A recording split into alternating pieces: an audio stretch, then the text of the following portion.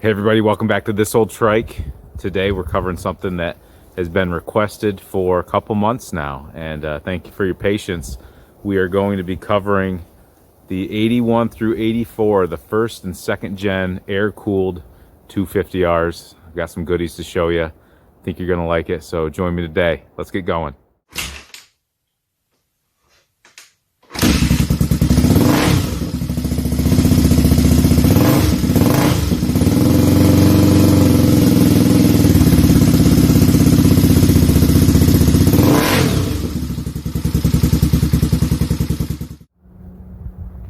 So today, like we said, the first and second gen ATC 250Rs. Honda's entry into the racing three-wheeler category. These machines were ahead of their time, for their time. Pretty rudimentary by today's standards, but let me show you what we've got here. I think I'll give you a real quick rundown of how I acquired these, where they came from, and then we'll get into the nitty-gritty.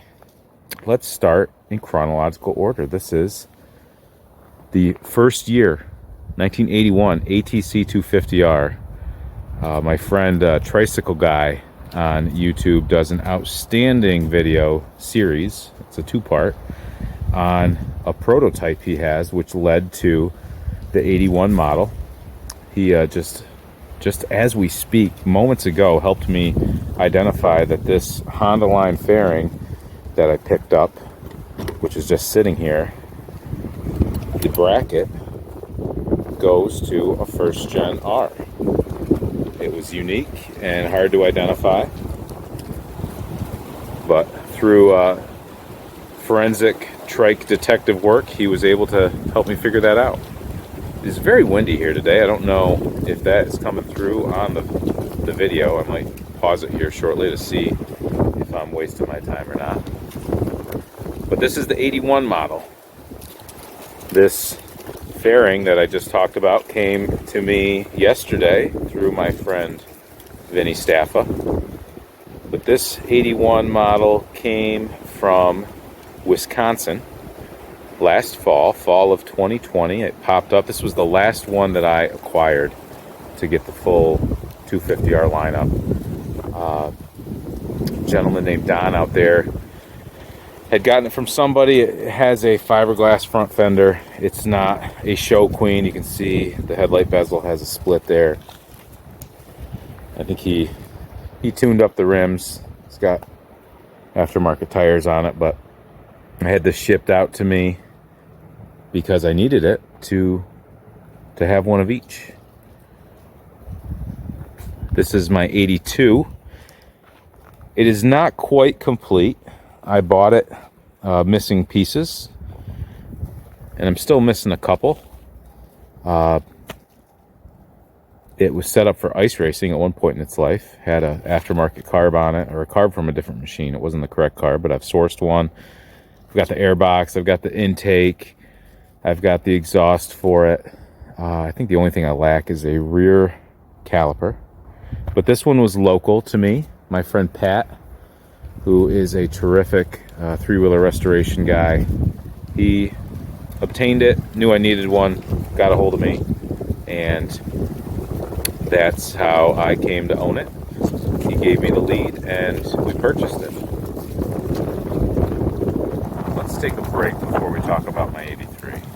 12 seconds later. The wind has settled down a little bit, so it appears, so we'll continue on. I say that and it's blowing again. This is my 83. So this one's got a couple neat things about it. The fairing on the front. It's been through a couple battles, it looks like. Won a few, lost a few. But this has, I don't know if you can see the size of that jug compared to the size of the jug on the 84 over there. This has a 300 kit, and we're going to talk about that. But this machine came from near Pittsburgh, and it popped up on Marketplace, and my friend out in Buffalo, Mike, who was notorious for sending me marketplace deals. Found this, and this was one that I actually went after, and it was a lot closer to him than it was to me. So he was nice enough to go down to Pittsburgh and purchase it, and we worked out a deal with the guy. It's not super duper original.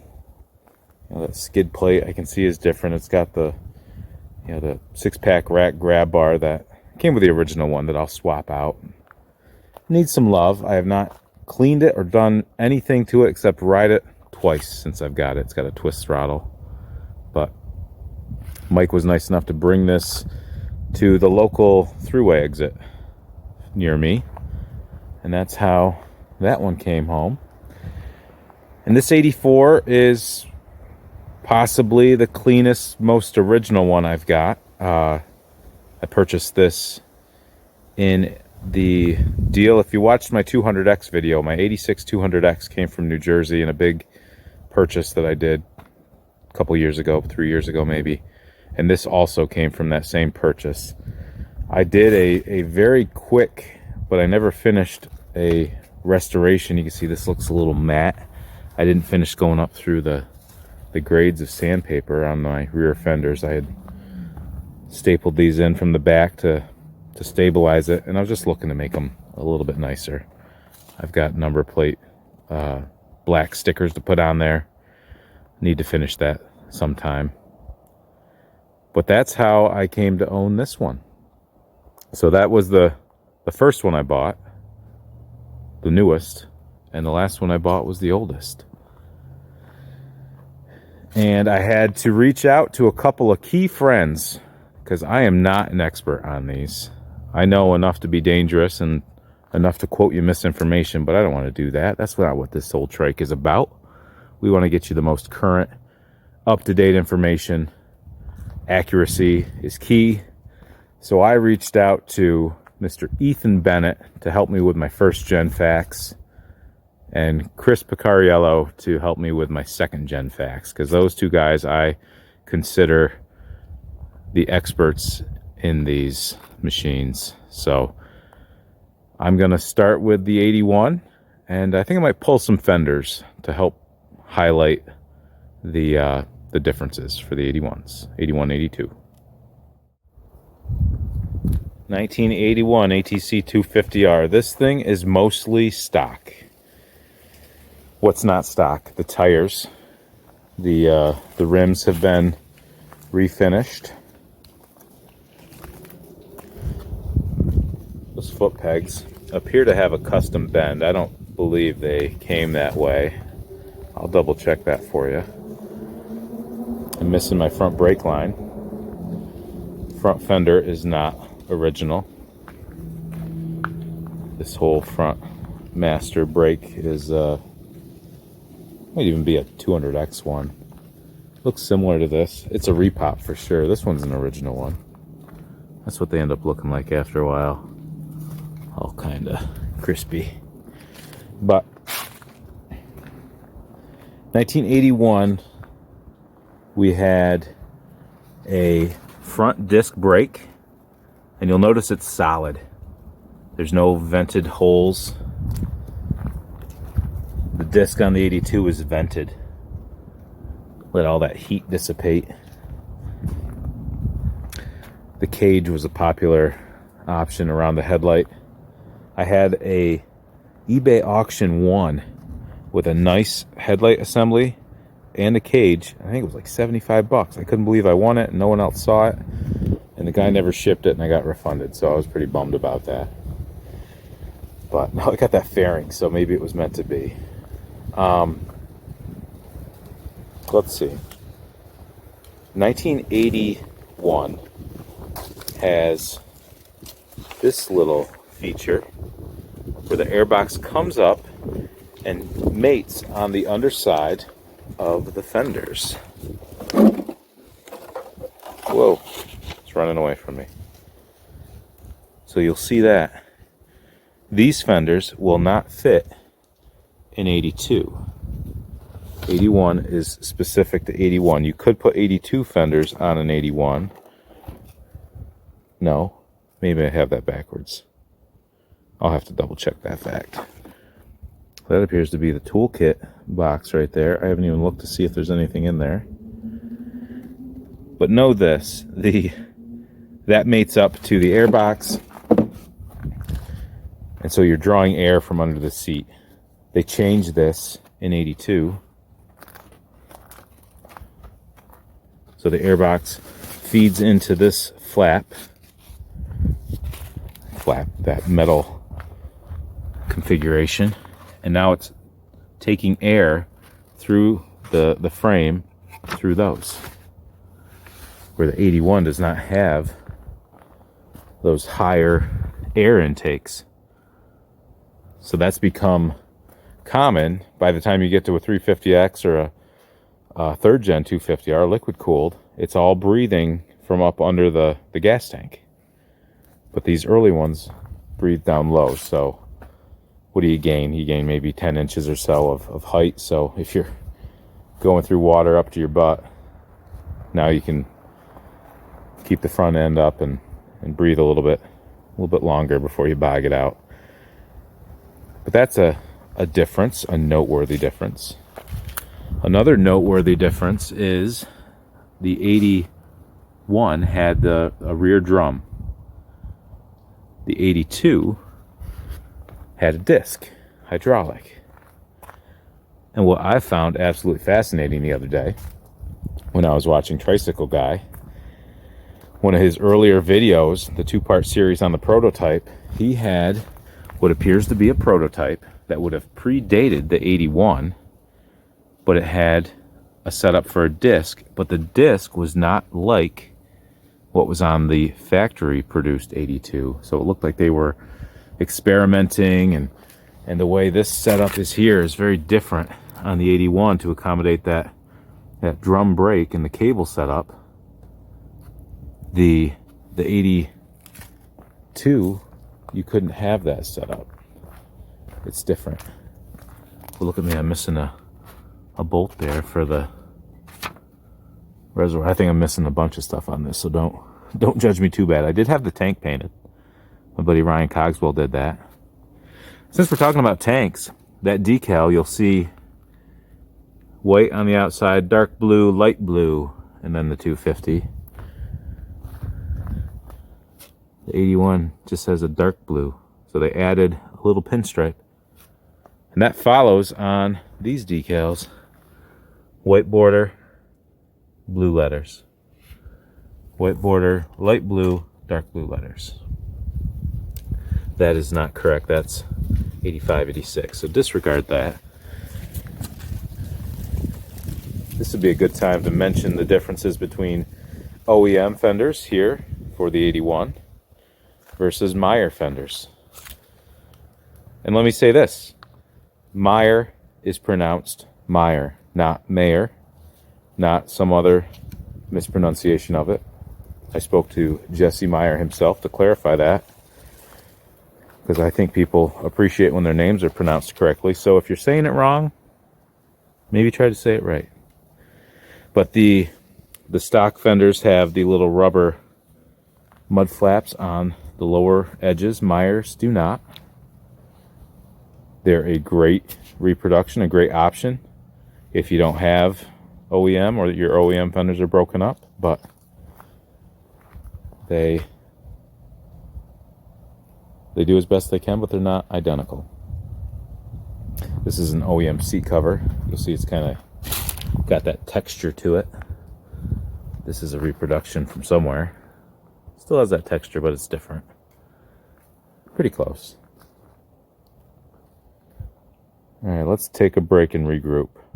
So I just double checked my facts, and because of how this is formed, the fenders for the 81, where are they? Boop. They go down and around that little intake port. And because they go down and around that, the 81 fenders will not fit an 82 machine. So that's how that works. And I believe if we look at the underside, so that's taking air from under the seat. So it's coming in from around the seat. That's just for decoration, it looks like. It's taking air from in and around the seat. So that's what causes this not to fit in 82, because it would interfere with that. On an 81, the run switch is right here, built right into the throttle. This is for your headlights. I believe I bought a new one of those, an eBay one. So in 82, they went to this configuration that we've come to recognize. If I could focus on it, am I having a hard time? So you got your run up here and your headlight down there. So that's 82. These are not OEM bars. Cool bars, they're vintage. I forget what they're called. This thing had a lot of neat pieces on it, but lacks a lot too. But I think that is the gist of the first gens and their differences. I'm going to double check my notes one last time to make sure I'm not missing anything. Okay, the last noteworthy thing, and I'm glad I looked because I didn't want to leave this out. I made some notes for myself. The 81 had a 3-lug bolt pattern, split rims, which they both had split rims. But 81 had a 3-lug. The 84, which I have not the correct rims on the front or the rear, but at least you can see that they were a 4-lug pattern. And those are the main differences in the first gens. I'd like to make that one as nice as possible, put that fairing on it. And then this one I'd just like to complete. I've got the tank redone. It looks decent with the Meyer fenders, as far as they both have the same shine. That frame, look, I don't even have the motor mount bolts in there. This is pretty much how I got it. That frame would probably benefit from some fresh powder coat. And that's all I have to say about those. So let's move to the second gen Rs.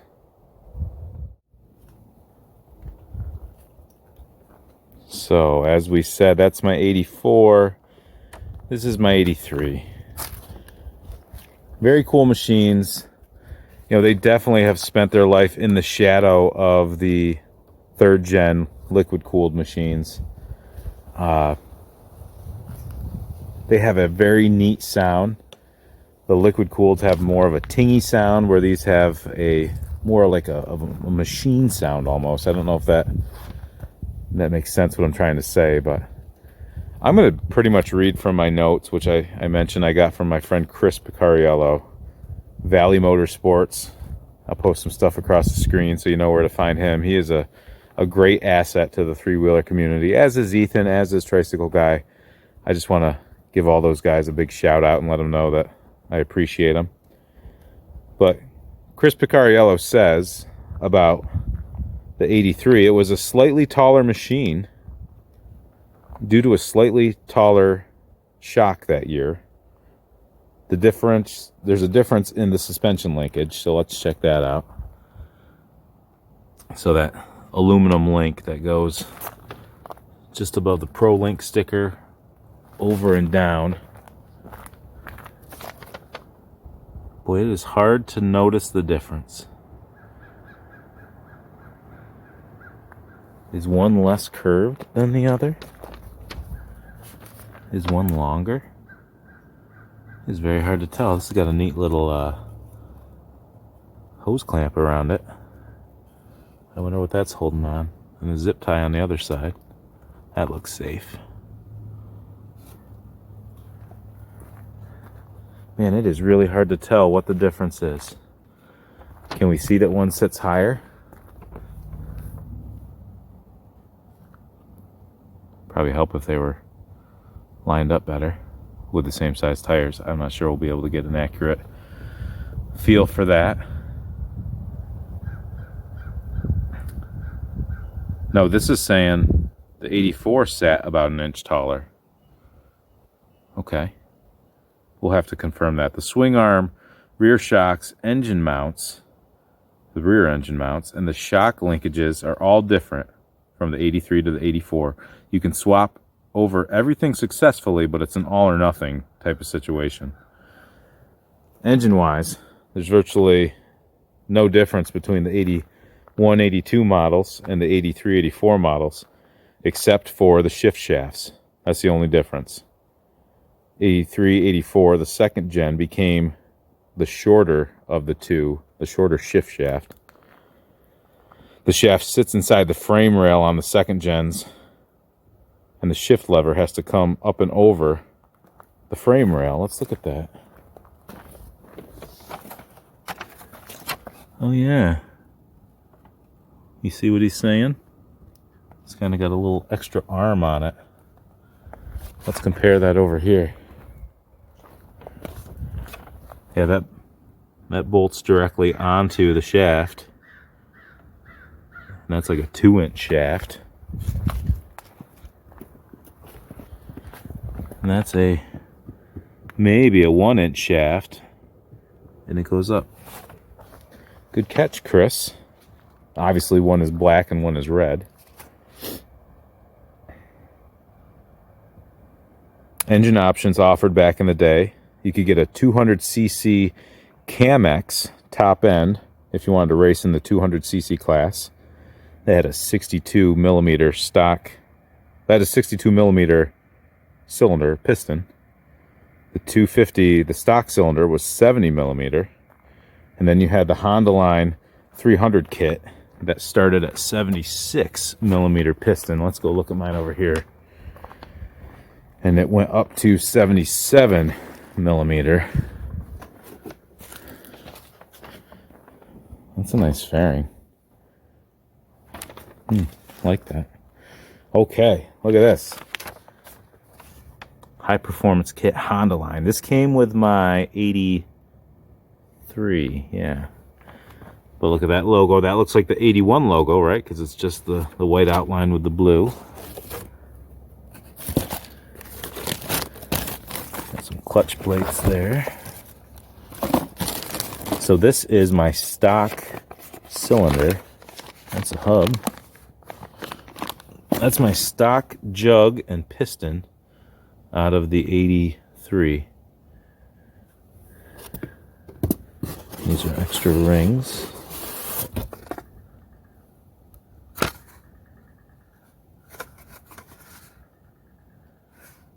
Okay. But I thought that was neat that it came with it in the same box. It's got the label on the side.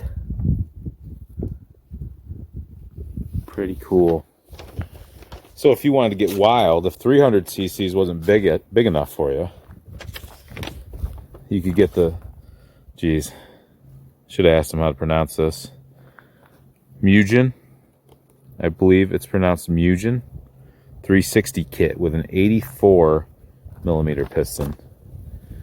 I believe they were I see their name printed with Japanese style font around it, so I believe they're a Japanese company, but I could be wrong. I'll correct myself over the top if I need to. 83 was a slightly shorter machine, but with those rims and tires on it, or those tires on it, you won't be able to tell. Intake manifolds share the same bolt pattern but different angles and diameters from an 81 to 84 250R. He's making comparisons here to the FL 350 and the FL 400 Odyssey and Pilot, but I don't know that I'm going to get into that level of detail right now, but it just shows you how thorough he is. The 300 big bore kit, the Hondaline kit, was a direct bolt-on, as well as the 200cc kits. The Mugen 360 requires machine work and case work, so if you want that big bore, you got to be prepared to pay for it. He's also commenting on the first gen. Aside from 81 specific items, for example, the drum brakes on the rear of the 81, there are second gen bits and pieces. Some of the second gen bits and pieces are the hardest to come by. He has never seen a set of new old stock fenders pop up for sale. If you have Meyer fenders for a second gen, you'll notice they don't come all the way up here. They stop like this, and it's because of they're limited with the size of the material that they can form. So it's an easy way to tell if fenders are OEM or Meyer because of the way they stop short there. But without retooling and a huge investment, you're not really going to get away from that. Mugen also had to offer a specific airbox lid. Then you could cut that and vent it for first gens. He might have a pick for me, and if he does, I will post it up over top. He has a lot of cool machines, Chris, so I'll insert some pictures so you can see what he's done. He likes I want to say the exotic, but the souped up air-cooled machine. So he's got a lot of nice stuff, a lot of rare, hard to come by stuff. You could also get Sunburst heads by DG. There's also a percolator liquid head option to cool your head with liquids.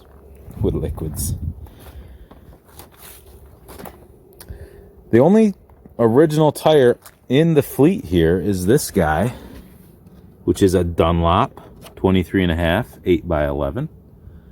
Very, very similar to a first gen 200X front tire, which I believe is an Atsu. I think that's where me and Tricycle Guy first started talking about tires. But the first gens would have come with a knobby Atsu tire, very similar to what's on these. I'll overlay some pictures so you can see what an original would look like. And these came with this front tire on the front and like a 200X tire on the back. I'm sure also Dunlop, I'm guessing, but that's an educated guess. A lot of people wanted to see what the differences are on these air-cooleds.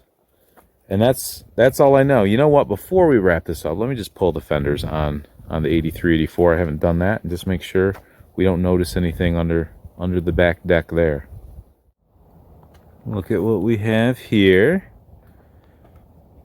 A very respectable Survivor 84 250R. The 83 has been ridden hard. Missing its airbox lid, but you know what? I know I have a spare, so we can fix that. I'm glad I didn't sell that off assuming it was here, which I had. I don't know that I've ever pulled the fenders on these. 20 to 1. I'm not sure anybody's running 20 to 1 these days. Usually 40 to 1, 32 to 1, depending on what sort of oil you're putting in there. This is a twist throttle. I am very, I don't want to say I'm anti-twist throttle, but I am very not pro twist throttle. But this is a great, also Survivor machine, just not as well kept as the 84 I've got here, but original pipes, original tanks, original fenders. Lots of original going on over here. Some of the parts that go missing are these plastic chain guards. A big difference from the liquid cooled are the chain is on the brake side, not the shift side. Everything's reversed. The 81 is supposed to have a red chain guard here, and I don't have it. I believe Greg Jr. makes some repops of that, so maybe I can get some made. This one's missing it as well.